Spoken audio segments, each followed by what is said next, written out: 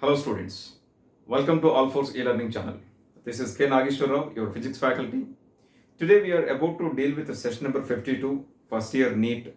The chapter name is Motion in a Plane. And in the last session we have discussed about a few points connected with the oblique projectile. Oblique projectile discussion has been completed. Well, in this session we'll discuss few problems connected with the oblique projectile and then I will start horizontal projectile motion. Okay, so let us proceed. Let us try to solve this problem. First question. The ceiling of a long hall is 20 meters high. What is the maximum horizontal distance that a ball thrown with a speed of 40 meters per second can go without hitting the ceiling of the hall? So, what is the height at which the ceiling is located? At a height equal to 20 meters. So, here he is talking about maximum horizontal distance that a ball thrown with a speed of 40 meters per second can go without hitting the ceiling of the hall. See here, velocity with which the ball is to be projected is given. How much is that velocity? 40 meters per second. And angle at which it has to be projected, it was not given. And all of you know that if at all, if you are supposed to project a body to a maximum range, the angle of projection should be equal to 45 degree, that we have already seen. It means directly we are not supposed to take a 45 degree here, because when you project the body at 45 degree angle, maybe the ball will hit the ceiling, because maximum height will be different, isn't it? So if at all, if maximum height is greater than 20, what happens? The ball will hit the ceiling and it will not reach the maximum height and it will fall in between only. So corresponding to this maximum possible height, first we will find out the angle of projection, and using that angle of projection and this initial velocity of projection, we will be able to find out maximum range the body can take under these circumstances. Okay, so let us solve this. First I will find out at what angle the body needs to be projected so that it will not touch the ceiling. If it is not supposed to touch the ceiling, the maximum height of the ball, or the maximum height reached by the ball, should be 20 meters, isn't it? So since height is equal to u square sine square theta by 2g, h is what here? 20, u square 40 square, 2 into acceleration due to gravity, it was mentioned in the question, you have to take it as 10 sine square theta. So 20, you'll have, I'll keep it as it is like this, 40 into 40 is equal to sine square theta. Okay, so what you will have? 0 gets cancelled, 1 by 2 whole square. So sine square theta is equal to 1 by 2 whole square. Therefore, sine theta is equal to 1 by 2. What does it mean? Theta is equal to 30 degree. Yes, sine 30 is 1 by 2. So if sine theta is 1 by 2, what does it mean? Theta is equal to 30 degree. Okay, so now we came to know the angle at which you have to project so that it can go to a maximum height of 20 meters. Okay, 20 meters. If at all, if the angle is increased, what happens? Here, let us say theta is taken as a 45 degree. Then what you will have? You will have more value of h, more than this 20 meters. So the ball will strike the ceiling and it falls down. It doesn't reach the horizontal maximum possible range, isn't it? So now with this value of theta, let us try to find out what is the maximum range possible. Since range is equal to u square sine 2 theta by g, let us substitute the values. U is given as a 40 meter per second. So 40 square sine 2 theta. Theta is 30. So sine 2 theta is sine 60. Sine 60. G is 10. So here what you will have? 1600 by 10. So 0 gets cancelled. 160 into sine 60 is what? Root 3 by 2. Root 3 by 2 can be written as 0.866. That's how it can be written. And further, if it is simplified, approximately 138 meters. So what is the maximum range possible here? 138 meters. In this question, the tricky point is this, whatever information is given here, 20 meters height of ceiling. So there is a ceiling already.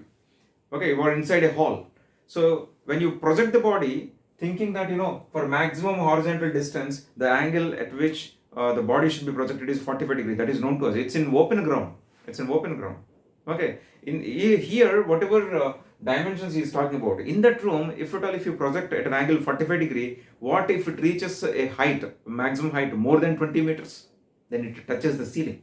The whatever ball you are projecting, that ball it touches the ceiling. So it doesn't reach the maximum range. It will fall down, isn't it? So first of all, to this maximum height, what angle of projection is required? You have to find out that, and that comes out to be as 30-degree, and corresponding to that 30-degree angle, you have to find out maximum range, and it comes out to be as 138 meters.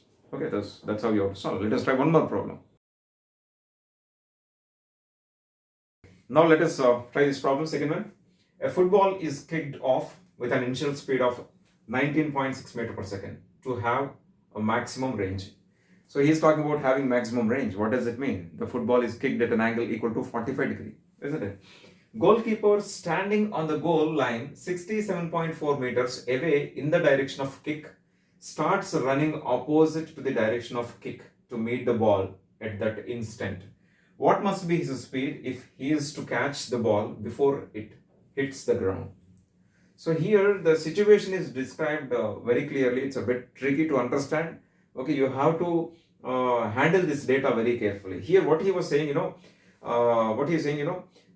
the other team player is there, and from the place where he is kicking the ball, at what distance the goalkeeper is standing? He is standing at a distance equal to 67.4 meters. Okay, so if a player is there and he is kicking the ball, from that player, at what distance I am? I am at a distance equal to 67.4 meters. That's what, goalkeeper standing on the goal line 67.4 meters away in the direction of kick. The kick is towards me. In this direction, at what distance I am standing? At a distance equal to 67.4 meters. Okay, now, I don't know whether the ball reaches me. I don't know. It all depends on what maximum range it is taking place. If at all, if maximum range is 67.4 meters, I no need to run. Okay, I can stand here itself and I can catch the ball, isn't it? So here, I don't know, where it is going to land.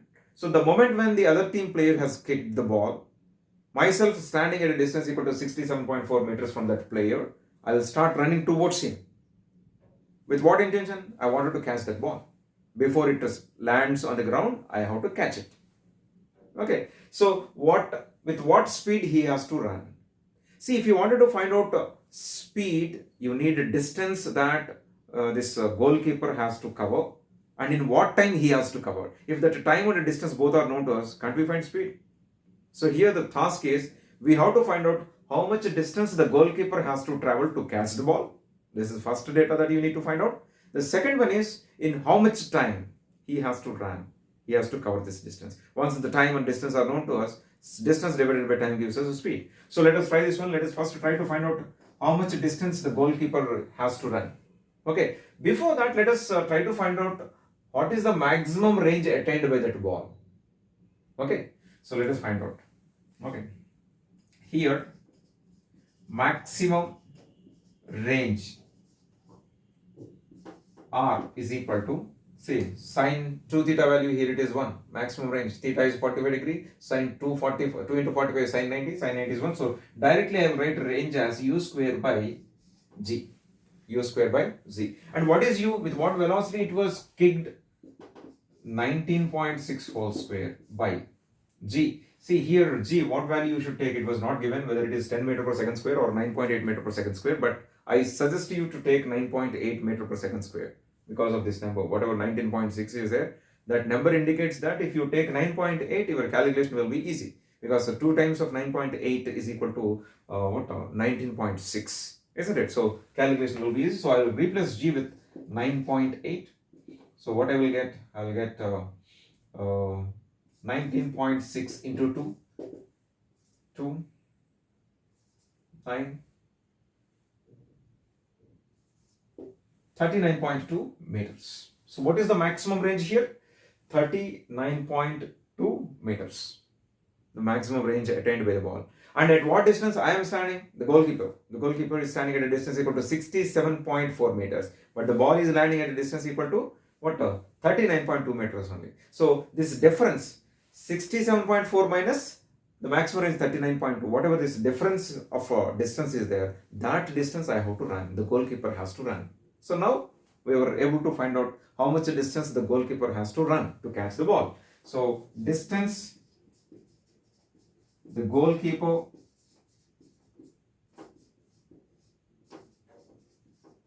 should run is equal to, he is standing at a distance equal to 67.4 meters minus 39.2. What you will get? 279. You will get 8, 6, 3, 5, 3, 2. So he has to cover a distance equal to 28.2 meters. How much a distance he has to cover? He has to cover a distance equal to 28.2 meters, isn't it? So the distance that I should run, the goalkeeper should run, is equal to 28.2 meters. What about time? What about time? See, children, during this time, the body has completed oblique projectile motion. It has completed the parabolic path. So total time of journey is equal to time that this goalkeeper should run, isn't it? So if I calculate the time of flight of that oblique projectile, that is nothing but time taken by the goalkeeper to run, to cover this distance equal to 28.2 meters. So let us find out the time of flight. So time of flight, t is equal to 2u sine theta by g. U is 19.6 sine theta. Theta is what? Theta is a 45 degree, isn't it? Sine 45, 1 by root 2. G, I will take it as 9.8. 2 times 4 by root 2. 4 by root 2 is nothing but 2 root 2. 4 by root 2 is nothing but 2 root 2 seconds. Or you can reduce this further. 1.414 into 2. 2.828 seconds. So this is the time of flight. Okay. So here, let me put everything in the diagram form. Let us say goalkeeper is standing somewhere here. Okay. And this is where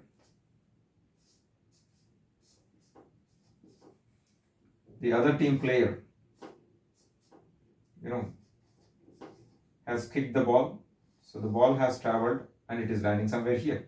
So the horizontal distance covered by the ball, we came to know that it is 39.2 meters. So in the direction of kick, at what distance this goalkeeper is present? He is present at a distance equal to 67.4 meters. So how much distance he has to cover to catch the ball? He has to cover a distance equal to 67.4 minus 39.2. How much is that distance? It comes out to be as 28.2 meters. And for how long he has to run? Equal to time of flight. So by the time it reaches here, he should be there. It means time taken by this person to cover this distance 28.2 meters must be equal to what? Time of flight. So time of flight comes out to be as 2.82 meters, 82 seconds, isn't it? So now we have distance that the goalkeeper should cover and time in which he has to cover that distance. So both distance and time are known. So what is the speed? Speed with which the goalkeeper should run is equal to distance by time. Distance is 28.2. Time is 2.82 approximately. Exactly we'll get 10 meters per second. So with what velocity he has to run to catch the ball? With a velocity equal to 10 meters per second. Okay, so that's how problems can be handled. So let us now proceed ahead with the horizontal projectile motion. Okay. Now let us talk about horizontal projectile. Horizontal projectile in the sense, from the ground at certain height, if a body is projected horizontally. Earlier, so far, what we have discussed about the oblique projectile. Oblique projectile in the sense, the body is projected at some angle. Now, the body is going to be projected horizontally. So, what will be the angle between initial velocity and horizontal? It's zero. It's zero. So, such a kind of projectile motion, you can call it as horizontal projectile motion. So let us deal with various parameters connected with horizontal projectile. Same, similar kind of parameters, whatever parameters we have seen in case of oblique projectile motion. Here also similar kind of parameters comes into picture. Horizontal range, total time of flight, what kind of trajectory is that, whatever trajectory is followed by the projectile, what is that trajectory? And after time t, what is the velocity? What is the horizontal component of velocity? What is the vertical component of velocity? Okay, at the time of striking the ground, what is the velocity? Okay, so all these details, whatever details that we have explored in case of oblique projectile, so all those things, will appear in case of horizontal projectile motion also. So let us see one by one. Okay, so I'll consider that there is a tower of height equal to h, of height equal to h. So from the top of the tower, let us say a body is projected with an initial velocity u. Okay, so what do you expect? Do you expect this ball to go, along this direction forever? No, it doesn't happen like that. Once the body is released, if at all, if it's you who is projecting the body with an initial velocity u, once it is released from your body, it is no more under your control. It is completely controlled by the gravity. So gravity pulls it down. So eventually, the trajectory is going to be something like this. Is going to be something like this. Okay, so the trajectory is going to be something like this. This kind of trajectory is called as a parabolic trajectory. Anyways, we can prove whether it is parabola or not. Mathematically, we can prove that. We'll do that. So here also, whatever initial velocity which is there along horizontal direction, that velocity remains constant because it is, in a horizontal direction. It is not controlled by the force of gravity. The angle between acceleration due to gravity and this initial velocity is 90 degrees. So it is not affected. So this u remains constant. If u remains constant along horizontal direction, acceleration is zero. Acceleration is zero. So throughout the journey, like in the case of oblique projectile, u cos theta, horizontal component was constant, right? So here, u is constant. U is constant. Whether if you are talking about horizontal component of velocity here or here or here, everywhere horizontal component of velocity will be same, and that is equal to how much? U. Okay, so this is a very important point. And initially, in the downward direction, what is the velocity? It's zero. You can understand this in two different ways. When I project a body horizontally, the entire velocity is confined in the horizontal direction only. So there is nothing in the downward direction. Once it travels a little, slightly ahead, then vertical component starts arising. It starts building up. Okay, but at that point of projection, the initial vertically downward component of velocity is zero. In this way, you can understand. But in the other way, what you can do is usually vertical component of velocity is expressed in terms of sine theta, right? Okay, if the angle between u and the horizontal is theta, is theta, then vertical component is expressed in terms of sine. So here theta is 0. So sine 0 is what? 0. So here vertical component is 0. Like that mathematically you can prove, and even you can actually visualize the picture. When you are projecting a body horizontally, the entire velocity is confined in the horizontal direction. So in the downward direction, the initial velocity vector will be 0. Once it crosses this point, if it has reached here, what has happened? The horizontal component will be u only, but it is traveling in the downward direction. No? So when a body is traveling in the downward direction, its velocity increases gradually. So here it will have some vertically downward component of velocity. Here more velocity in the vertically downward direction. Here maximum velocity in the vertical direction. So here when the body is traveling like this, you can imagine the vertical motion as a freely falling case. Initially 0, finally some value of velocity will be there. Okay, so here children, whenever body is traveling along these kinds of path, whether it is oblique projectile or horizontal projectile, in two different directions there are motions. For example, if you look at this picture, when the body is traveling like this, it is simultaneously traveling in the forward direction and in the downward direction. So in two different directions it is traveling, right? So if you resolve velocity into two components, those two components are actually responsible for this kind of two-dimensional motion. That's how you can understand. Okay, so let us first try to find out the equation for the trajectory. Let us say after a time t, the body is somewhere here at this point p. Let us say its coordinates are x comma y. So here I will take the resultant velocity as v. If this is resolved into two components, one is vx, the other one is vy. And I don't know what vy is, but I do know what vx is. Vx is nothing but u, because horizontal component velocity doesn't change. Throughout the journey it remains constant. That's what we have been stressing, isn't it? Right. Here, after a time t, let after a time t, the body is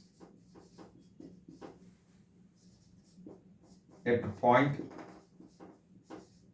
P. At point P. So how much is the horizontal distance covered? X. So that horizontal distance covered can be written as speed into time. Or horizontal displacement is equal to velocity into time. What is the velocity along horizontal direction? U. So U into T.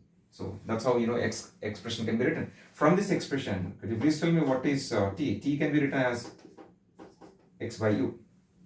Okay, X by U.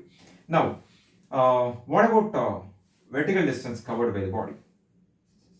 That can be written as U by T plus half gt square. Just now I told you initial velocity component in the vertical downward direction is 0. So this term vanishes. Therefore, y is equal to half gt square. And t is what? X by u.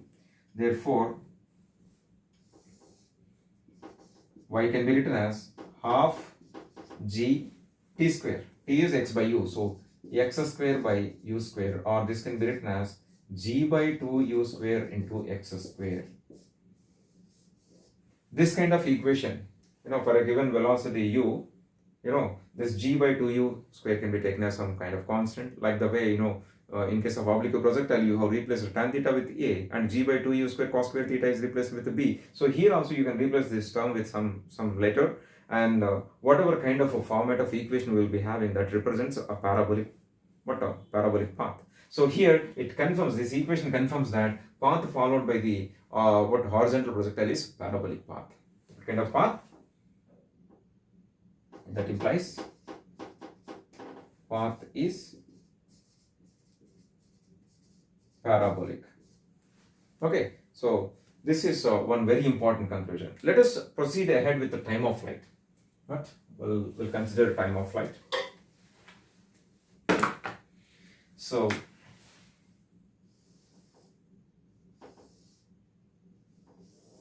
time of flight. See here, time of flight in the sense time taken by the body to reach from this point to this point, isn't it? During this time of flight, it is covering some horizontal distance. I will take that horizontal distance as capital R, horizontal range. In fact, it is called as horizontal range. And during that time, vertically, how much distance is covered by the body? H.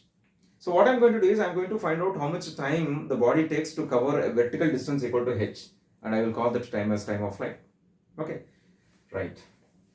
So here H is equal to UYT plus half gt square. Initial y component of velocity is 0. So this term vanishes. H is equal to half gt square. This t is what? Time in which vertical distance covered by the body is equal to exactly height of the tower. So this time t is nothing but, in the present case, time of flight. This t is nothing but time of flight. Therefore, this time of flight can be written as under root 2h by z. If we shuffle this equation, this is what we'll end up with. So time of flight is known to us now. This is a very, very important conclusion connected with the horizontal projectile motion. In case of oblique projectile motion, time of flight is equal to 2u sine theta by z, and here under root 2h by z. Okay, so now let us conclude. Time of flight. Let us try to find out what horizontal range is. What is horizontal range here? The total distance covered horizontally is nothing but horizontal range here, and this horizontal range is equal to speed with which it has covered. It's u. Along horizontal direction, what is the velocity? It's u into total time of flight. Total time of flight, just now the equation is derived. T is equal to under root 2h by g. So this range can be written as u into under root 2h by z. This is also very important conclusion. Range of an horizontal projectile r is equal to u into under root 2h by z. 2h by z. Okay. Further, what conclusions we can draw? We can talk about velocity vector. Okay. Or we can talk about velocity acquired by the body by the time it strikes the ground. It strikes the ground. So let us first try to find out what is the velocity at this point. Vx, anyways, it's known to us. Vx is nothing but u, and what we don't know is Vy. Vy is equal to, how it can be written? Vy is equal to uy plus gt. This t is different and this t is different. This is time of flight. This is a time in which the body has reached this point P. Okay, or I'll take it as t dash. T dash is the time taken by the body to reach this point P. Okay, now therefore uy is 0, no, initial velocity along vertical direction, therefore vy is equal to gt dash, or you can keep it as it is because no, since you are aware of this t, what t is that, okay, no worries. If at all if this point P is here, with what you have to replace this t, t will be equal to time of flight. If the point is here, if the object is here, the time taken is by the body to travel is not equal to time of flight. But if the body reaches this final position, if it strikes the ground, whatever time it takes, that is equal to time of flight. So final velocity along vertical direction you can find out here using this equation by replacing t with under root 2h by g. Under root 2h by g. So here itself I will write z into under root 2h by g if the body strikes here. If it strikes here. So under root 2h by g. So if you take g into the root, what happens? It becomes g square, g gets cancelled. Finally, you will have under root 2gh. So what is vy? Under root 2gh. So now, what about resultant velocity here? The resultant velocity at the point of striking the ground can be written as under root vx square plus vy square. This thing we know. We have done this kind of thing in case of oblique projectile also. So here, horizontal component of velocity, I'll take it as Vx. In the vertically downward direction, I will take component of velocity as Vy. Vy is how much? Under root 2gh. And Vx is how much? It's equal to u only. Because horizontal velocity, u, everywhere it is u only, it doesn't change. Now, let us replace it here. Therefore, v comes out to be as under root Vx square. How much is Vx square? It's a u square.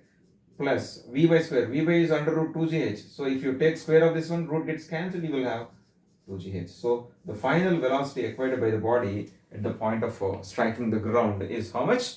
Under root u square plus 2gh. And if you wanted to find out the angle at which it strikes the ground, that can also be found. Let me.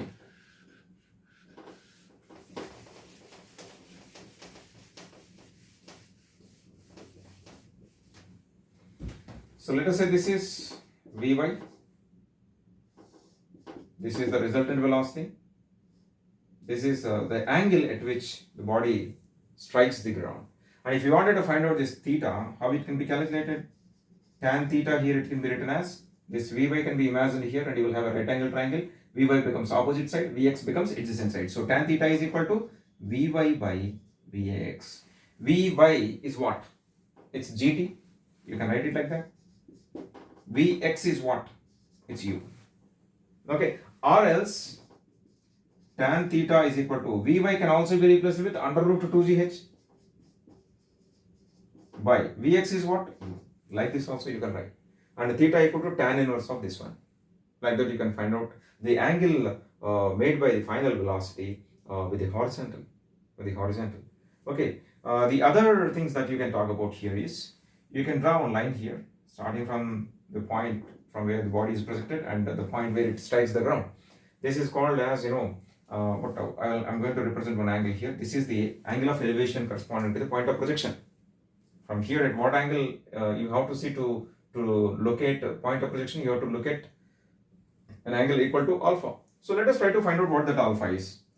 Tan alpha can be written as opposite side by adjacent side. Opposite side is h, adjacent side is r. Isn't it? Now, this r can be replaced with what? Even to under root 2h by g, isn't it? So let us replace with that. Or you can talk about h also. H can be replaced with half gt square, isn't it? Half gt square. And r can be replaced with the ut. Okay, let us do that. H I am replacing with the half gt square. See here. And r I will replace with the u into t. T gets cancelled. So gt by 2u. What is gt by u? Gt by u is nothing but tan theta. So therefore, tan alpha is equal to tan theta by 2. See, whatever conclusions I am drawing here, all these conclusions are like one question in the examination. So here, all these kinds of details can be explored with the horizontal projectile. Alpha is what? Angle of elevation of the point of projection. And theta is what? Angle at which it strikes the ground. angle at which it strikes the ground. So the velocities can be calculated. Even if you wanted to find out the value of angle here, that can also be calculated. You can take it as pi. Tan pi is equal to what here? If you extend it up to here, this Vy becomes opposite side by adjacent side. So Vy by Vx again.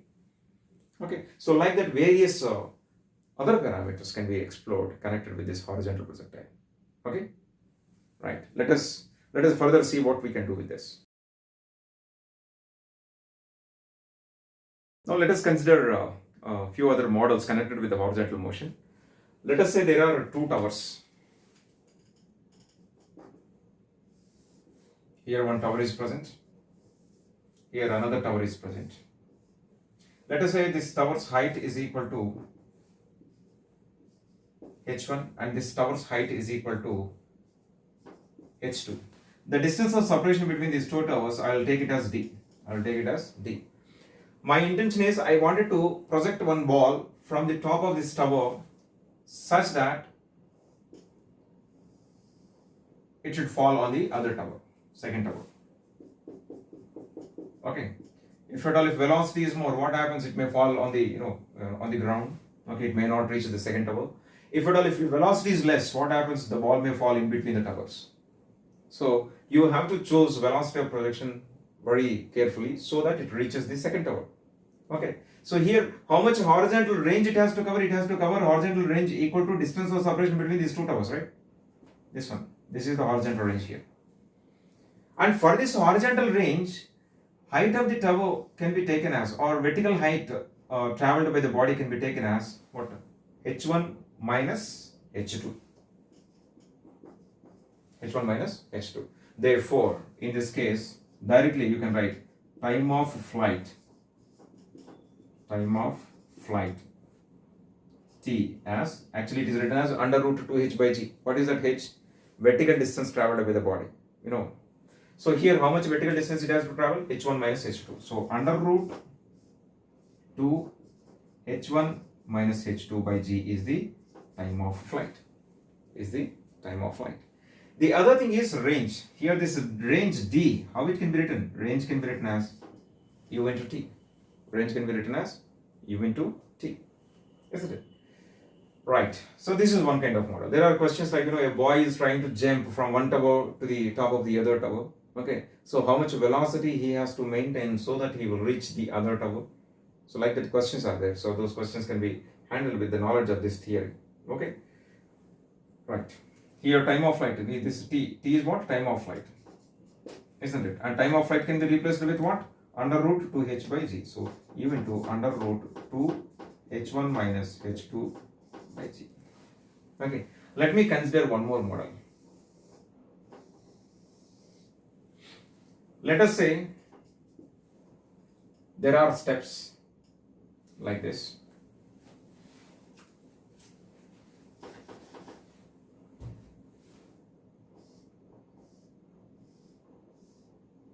Like this, steps are present. Okay.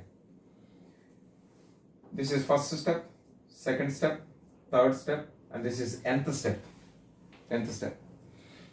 Let us say a body is projected from here,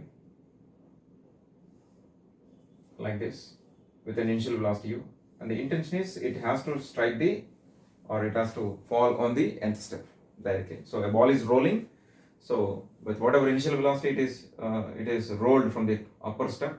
With that initial velocity, my intention is I want that ball to strike this nth step. Okay, so if that is the situation, we need to have dimensions of these steps, right?